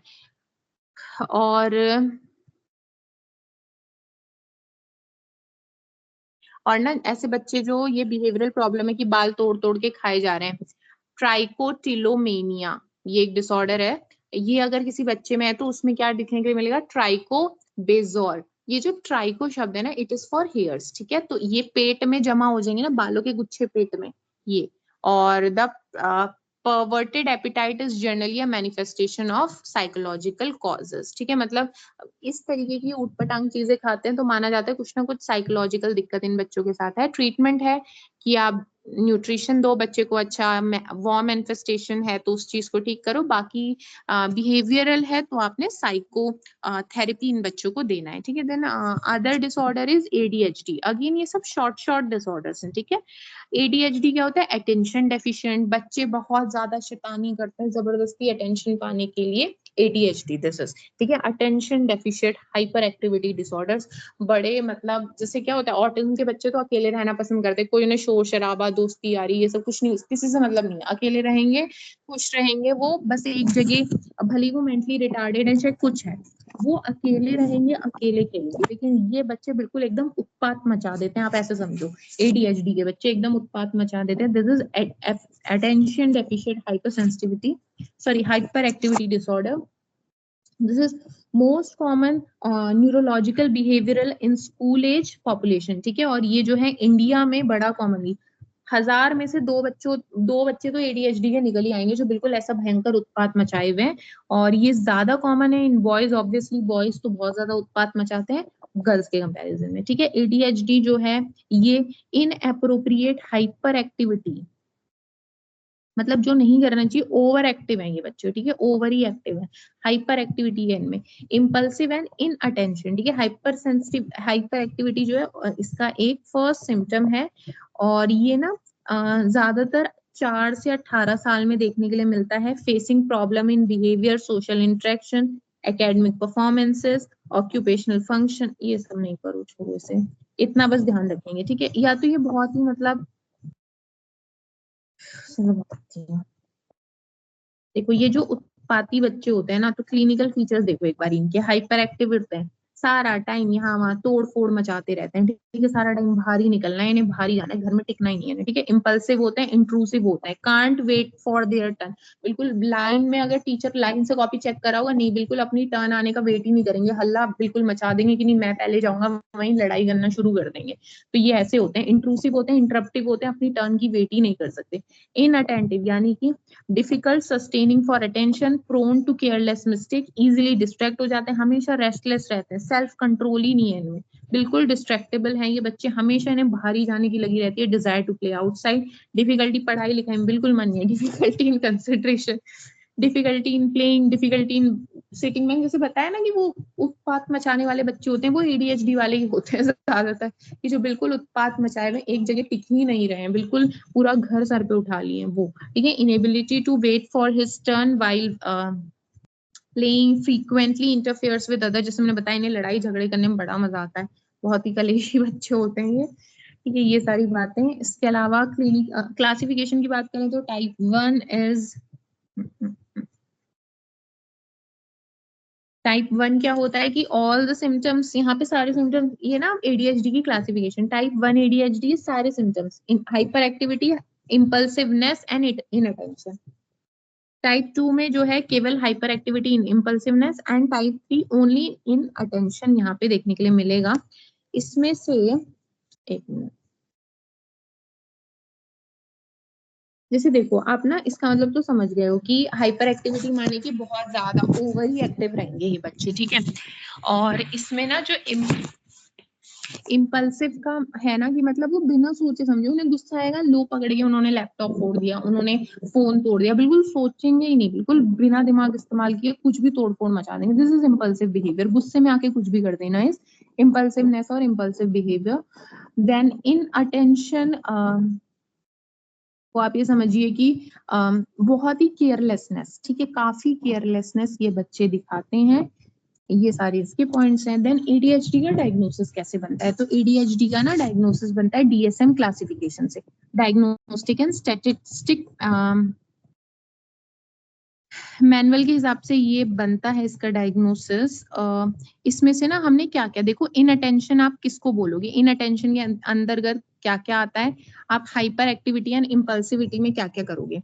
इन अटेंशन में ये सारे लक्षण, ठीक है, अगर ये जो गिवन, अभी मैं 6 इसमें जो ये लक्षण पढ़ूंगी, ये 9 लक्षण मैं पढ़ूंगी, इन 9 लक्षणों में से मोर देन 6 प्रेजेंट है तो बच्चा जो है इन अटेंशन हो रखा, उसको 5 है फॉर 17 ईयर्स या 5 से ज्यादा है तो इन अटेंशन मानेंगे। मान लो बच्चा जो है 1 से 16 साल तक का है, ठीक है। अब जब बच्चे की एज है 1 से 16 साल और उसमें ये गिवन सिम्टम्स में से मोर देन 6 सिम्टम्स पॉजिटिव मिले, तो मतलब बच्चा इन अटेंशन हो रखा है, उसको inattention is present in the child.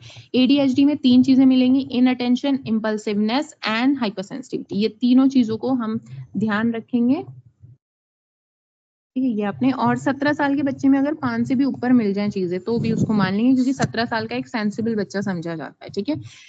In attention की बात करते हैं, तो इन अटेंशन में ना क्या क्या पॉइंट्स आएंगे, often fail to close attention और मेक केयरलेस मिस्टेक्स इन, मतलब वही अपना होमवर्क ना सही से करना, घर के काम सही से नहीं करना, ठीक है, मतलब सारे जो काम करने के लिए बोलो उल्टा ही कर देगा, केयरलेसली करेगा, उसको बोलोगे ये ग्लास किचन में रखा और रास्ते में ले जाते गिरा देगा, इतना केयरलेस है, ठीक है। तो ये बात है। स्कूल वर्क में होमवर्क मिला है वो चीज अच्छे से नहीं कर रहा है, सिली मिस्टेक्स बहुत ज्यादा करना, दिस इज इन अटेंशन, ठीक है। एक तो पॉइंट ये। दूसरा क्या है कि उसको आपने ना मतलब बोला कि आप ये गेम खेलो, इसमें ब्लॉक्स लगाने हैं आपको, ठीक है, वो आते नहीं है ब्लॉक्स छोटे बच्चों के, जोड़ जोड़ के टावर बना दो, तो आप ये करने के लिए बोलोगे ना, इसमें भी उसका ध्यान नहीं लगेगा। तो क्या है कि holding often has trouble holding the attention on the task और द एक्टिविटी, ठीक है। और क्या मिलता है, often does not seem to listen when spoken to directly, जब भी उनसे बात करेंगे आपकी बात ही नहीं सुनेंगे, आप बोलते रहिए उन्हें कोई फर्क नहीं पड़ता, वो अपना ही बिजी रहेंगे, ठीक है। Often does not follow instruction and fail to finish school work, ठीक है, अपना कोर्स जो भी डेली काम है वो सब नहीं करेगा, ड्यूटी नहीं करेगा, ठीक है, इस जो भी उसको काम देंगे वो कभी नहीं करेगा। Often trouble organising the task and the activities, ठीक है, कभी भी नहीं कर पाता। ऑफन अवॉइड, डिसलाइक और is reluctant to do the task, जिसमें भी मेंटल एफर्ट्स लगे, जैसे स्कूल वर्क है, होमवर्क, ये सब करना है ना, तो जिसमें ज्यादा दिमाग लगाना पड़े वो काम ही नहीं करना चाहते वो। Often loses things unnecessary, school में पेंसिल खो देंगे, बुक खो देंगे, सब खोते रहेंगे अपना सामान, ठीक है, ये हरकतें। Often easily distractible, often forgetful in the daily activities, दिन भर में क्या किया ये सारी चीजें भी भूल जाते। तो अगर इन 9 में से 6 या मोर देन 6 प्रेजेंट है किसी व्यक्ति में लक्षण, तो मतलब वो इन अटेंशन का है, ठीक है, इन अटेंशन है उसमें, इनअटेंटिव बिहेवियर है उसका। Then second is hyperactivity and impulsivity, को कैसे जज करेंगे, तो अगेन इन लक्षणों में से 6 या 6 से ज्यादा मिलने पे क्या है वो लक्षण।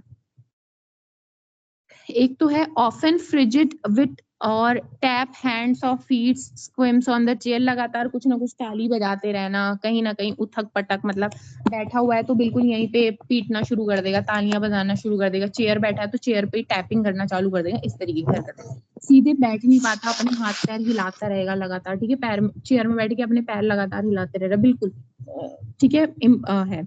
इसके अलावा often leave seat in situation when remaining seated is expected, जब अभी कोई और नहीं उठा है, अब उसको उठने की बड़ी जल्दी मच जाएगी, कि मतलब लेक्चर फिनिश नहीं हुआ है, पहले ही उसको उठने की जल्दी रहेगी, ठीक है। तो जब बाकी लोग अब भी बैठे हुए हैं बट वो जो है ऑफन लीव सीट्स, ठीक है, पहले ही छोड़ देगा। एंड ऑफन रन्स और run about or climb in the situation where there is no appropriate, ठीक है। जबरदस्ती ऐसी सिचुएशंस में जाना, जबरदस्ती ऐसी जगहों पे जाना जहां की नहीं जाना चाहिए था उसे, ठीक है। ऑफन अनेबल टू प्ले और take part in leisure activities quietly, कोई भी जैसे डांस है, सिंगिंग है, इस तरीके की कोई भी एक्टिविटीज में वो क्वाइटली अच्छे से पार्टिसिपेट नहीं कर सकता, कर ही नहीं सकता उसको वो।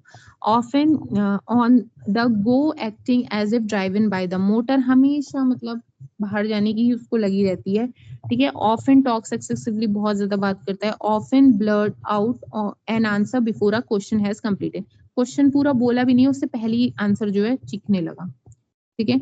Often trouble waiting for his turns, again often interrupts और इंट्रूड्स ऑन अदर, ठीक है, लड़ाई झगड़ा करने का बड़ा शौक है। तो इनमें से अगर कुछ उसको मिल रहा है, इसमें से मोर देन 6 या 6 लक्षण मिल रहे हैं, मतलब उसको हाइपर एक्टिविटी एंड इम्पल्सिवनेस है, और इनमें से कुछ मिल रहा है तो इनअटेंशन है उसको, ठीक है।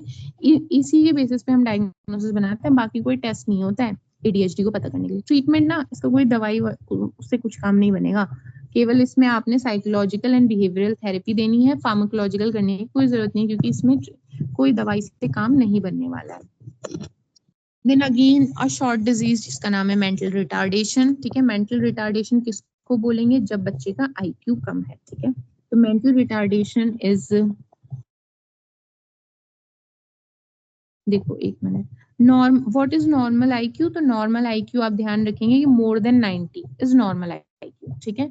जिस किसी का भी 70 से कम है IQ, it is mentally retarded, ठीक है। और मेंटल रिटार्डेशन क्या होता है, इट इज अ सब average intelligence and low learning capacity, ठीक है। आईक्यू कम है, उसका इंटेलिजेंस कम है, लर्निंग कैपेसिटी लो है, ठीक है। और पुअर मैच्योरेशन है, इनएडिक्वेट सोशल एडजस्टमेंट है, ठीक है। इसके अलावा मेंटली रिटार्डेड पीपल कितने हैं, तो पूरी पॉपुलेशन में 2.5% पीपल आर, ओवरऑल प्रिवलेंस जो है इसकी 2.5% है। एंड माइल्ड टाइप का mentally retarded people are 85%, more are males, ठीक है। और मेंटली रिटार्ड, इसका फॉर्मूला आईक्यू कैसे कैलकुलेट किया जाता है, तो mental age upon chronological age, मतलब वो मानसिक रूप से कितना विकसित हुआ है अपॉन एक्चुअल में क्या उसकी एज है, इनटू 100, दिस इज आईक्यू, ठीक है। इस तरीके से आप आईक्यू डिसाइड करते हैं। आईक्यू जो है करीबन एवरेज आईक्यू 100 तक रहता है, ठीक है। 90 से 109 के बीच जो है आईक्यू ये रहता है, ठीक है।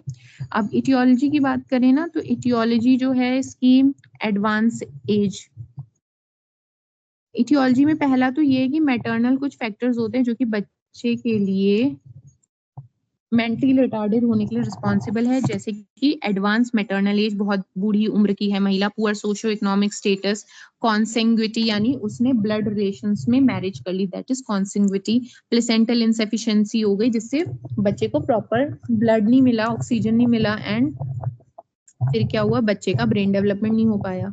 टेरेटोजेनिक कोई ड्रग खा ली या फिर रेडिएशन का एक्सपोजर था, इन सभी से जो है बच्चे का सोशियो इकोनॉमिक बच्चे का जो है मेंटल रिटार्डेशन देखने के लिए मिलता है। कुछ मेटाबॉलिक कॉजेज हैं जैसे कि फिनाइलकीटोन्यूरिया एक ये डिजीज होती है, ठीक है, गैलेक्टोसीमिया है, गैलेक्टोज हाई इन ब्लड। इसके अलावा बस ये इतना पॉइंट ध्यान रखो, कुछ क्रोमोसोमल डिसऑर्डर जैसे डाउन सिंड्रोम हो गया, ठीक है, एंड नेलिफ्टेंटर सिंड्रोम, ठीक है, नेलेफ फेल्टर सिंड्रोम, इसमें भी ये ऐसे होता है जो मेंटली रिटार्डेड रहता है। एंडोक्राइनल कॉजेज जैसे हाइपोथायरॉयडिज्म हो गया, ठीक है, इसमें भी हो जाता है। नेटल में आप बर्थ इंजरी हो गया, बर्थ एस्फेक्सिया हो गया, इन सब में भी हमको मेंटली रिटार्डेड मिलेगा। कुछ और कारण जैसे कि सीएनएस इन्फेक्शन हो गया, चाइल्ड अब्यूज, बच्चे को बहुत मार पिटाई किया, ठीक है, हेड इंजरी हो गई कोई, ठीक है, माल न्यूट्रिशन है बच्चा, ऑटिज्म का बच्चा है, ठीक है, और सीपी का बच्चा ऑब्वियसली, ये सब। फिर क्लिनिकल फीचर्स की बात करें ना, तो जो मेंटली रिटार्डेड बच्चा है वो क्या है, डेवलपमेंटल डिले होगा, ऑब्वियसली डिलेड स्पीच होगा, लैंग्वेज डिसेबिलिटी होगा, डिलेड माइलस्टोन्स होंगे बच्चे के, hyperactivity, impulsiveness, awkward movement and seizures भी बच्चे में दिखेगा, poor memory, attention, concentration, distractibility, poor attention, poor memory, poor concentration, ठीक है, डिस्ट्रैक्टेबिलिटी बहुत है, इमोशनली इंस्टेबल है, स्लीपिंग प्रॉब्लम है बच्चे को, ठीक है, ये सारी बातें ध्यान रखनी है बस। बाकी हम डायग्नोस कैसे करेंगे इसको, तो डायग्नोस करने के लिए ना कुछ स्केल्स का यूज होता है, केवल नाम ध्यान रखेंगे, उसके अंदर बहुत मतलब क्राइटेरियाज हैं, ये पॉइंट्स है, वो पॉइंट्स, वो आपको करने की जरूरत नहीं है, बस आप ध्यान रखना कि डायग्नोसिस आप मेंटल रिटार्डेशन का कैसे बनाते हैं, तो वो Bayley scale of infant development से और Wechsler scale and Leiter R scale, केवल नाम नाम ध्यान रखो, ठीक है, और कुछ नहीं आपने ध्यान रखना, क्योंकि ना इसमें बहुत सारे क्राइटेरिया एक्चुअली होते हैं।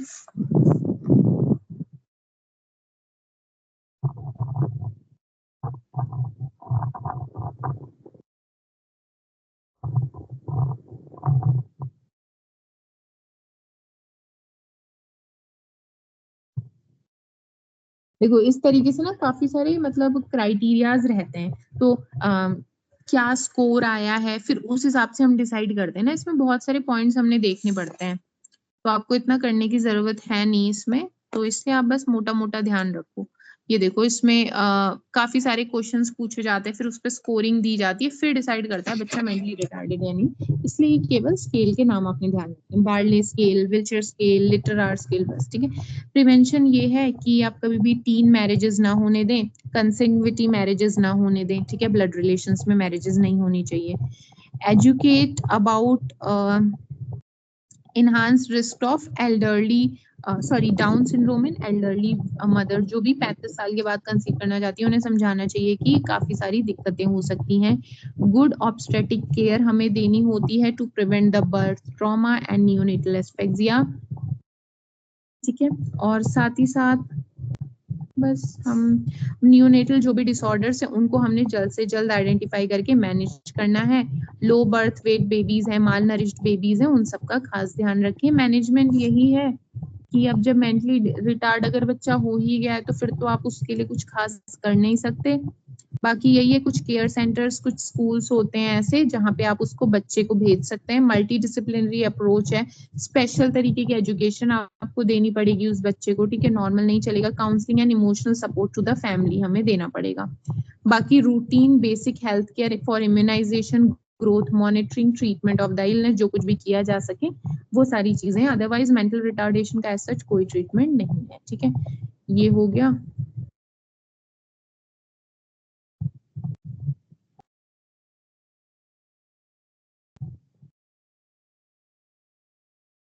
तो हमने सभी फिनिश कर लिया है, ब्रेथ होल्डिंग, ठीक है, बेड वेटिंग, पाइका, उन्माद नहीं किया है, बस एक, चलो उन्माद में करवा दूंगी अभी। ADHD हो गया, जड़त्व आपको करने की जरूरत नहीं है, मेंटल रिटार्डेशन ध्यान रखिए, ठीक है, ये जाड़त्व, ठीक है, जो जड़ बुद्धि कहते हैं जिसको, इसका मतलब मेंटल रिटार्डेड होता है, इसका आयुर्वेद में वर्णन नहीं है, ठीक है। बाकी उन्माद अभी देख लेंगे हम लोग नेक्स्ट लेक्चर्स में। ऑलमोस्ट बिहेवियरल तो हमारा पूरा फिनिश हो ही गया है, ठीक है। एक इसमें उन्माद एक मेरा इसमें से छूटा है, और इधर एक विटामिन एंड माइक्रो न्यूट्रिएंट्स की डेफिशिएंसी वाला पॉइंट छूटा है, बाकी तो सारा फिनिश हो गया है। ठीक है, तो ओके, ये अब हम नेक्स्ट लेक्चर्स में कवर करेंगे। तो अभी के लिए इतना ही करते हैं। Thank you.